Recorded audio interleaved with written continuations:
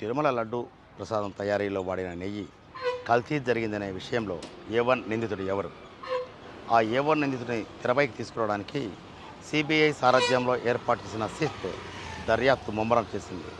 వడివడిగా అడుగులు వేస్తుంది. ఇప్పటికే తిరుమల శ్రీ వెంకటేశ్వర స్వామివారి సన్నిధిలో లడ్డూ ప్రసాదం తయారీకి అవసరమైన నెయ్యిని సేకరించడంలో తమిళనాడుతో పాటు రూర్కీలోని ఓ డైరీ, చిత్తూరు జిల్లాలోని మరో డైరీ నుంచి జరిగిన అపసవ్య వ్యవహారాలన్నీ ఈపాటికే సిబిఐ దర్యాప్తు బృందం తెర మీదకి తీసుకొచ్చింది.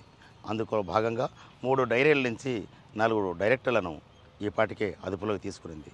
ఉత్తరాఖండ్ రాష్ట్రం రూర్కీలో ఉన్న బోలేబాబా డైరీ నుంచి 4 డైరెక్టర్లుగా పనిచేసిన విపిన్ జైన్, పోమిల్ జైన్, వైష్ణవి డైరీ నుంచి సిఇఓ అపూర్వ వినయకాంత్ చావ్డా, తమిళనాడులోని దిండిగల్ వద్ద ఉన్న ఏఆర్ డైరీ నుంచి ఎండి రాజు రాజశేఖర్లను అరెస్ట్ చేసిన విషయం తెలిసిందే.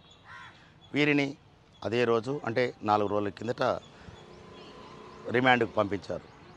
తదుపరి విచారణ కోసం అంటే ఈ కేసులో ఏ1 నిందితుడిగా ఉన్న వ్యక్తి ఎవరు? అధికార టీటీడీ పాలక మండలి సభ్యుల్లో పనిచేసిన కీలకమైన నేతల తేల్చడానికి ఈ 4 డైరెక్టర్లను సిబిఐ తాజాగా అంటే శుక్రవారం అదుపులోకి తీసుకుంది.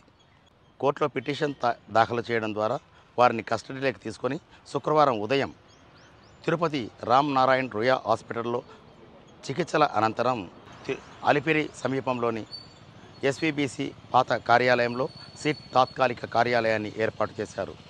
ఈ కార్యాలయానికి 4 నిందితులను తీసుకొచ్చిన సిబిఐ సారథ్యంలోని సిట్ అధికారులు ఉదయం నుంచి చురుగ్గా విచారణ చేయిస్తున్నారు.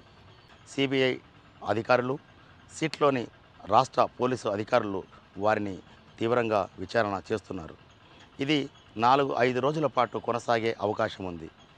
ఇందులో ప్రధానంగా వీరి నుంచి వివరాలు సేకరించి తిరుమలకు నెయ్యి సరఫరా జరగడంలో మార్కెటింగ్ విభాగం, ఆర్థిక విభాగం, అంతకంటే ముందు టీటీడీ పాలక మండలి, పర్చేజింగ్ కమిటీ ఎలాంటి అపసవ్య పరిస్థితులు అవలంబించింది, ఎవరి పాత్ర ఇందులో ఉంది అనేది తేల్చడానికి అవసరమైన సమాచార సేకరణలో 4 డైరెక్టర్లను ముమ్మరంగా విచారిస్తున్నట్లు వార్తలు అందుతున్నాయి. దీనికి సంబంధించి అటు టీటీడీ కానీ లేదా దర్యాప్తు చేస్తున్న సిబిఐ అధికారులు కానీ ఇంతవరకు ఎలాంటి బులెటిన్ విడుదల చేయడం కాదు కదా, కనీసం ప్రాథమిక సమాచారాన్ని కూడా బయటికి పొక్కనివ్వకుండా జాగ్రత్తలు తీసుకుంటున్నారు. అది ఎందుకు అంటే దర్యాప్తులో ఇతర వ్యవహారాలు చోటు చేసుకునే అవకాశం ఉందని భావించారో లేదా ఒత్తిళ్లు ఉంటాయని భావించారో తెలియదు. కానీ మొత్తానికి ఈ కేసును సిబిఐ విచారణ చేస్తున్న నేపథ్యంలో ముక్కుసూటిగా వెళతారనే ఒక నానుడిని, నమ్మకాన్ని సార్థకం చేసే దిశగా కీలకమైన కేసు కావడంతో సిబిఐ అధికారులు దర్యాప్తు సాగిస్తున్నారు.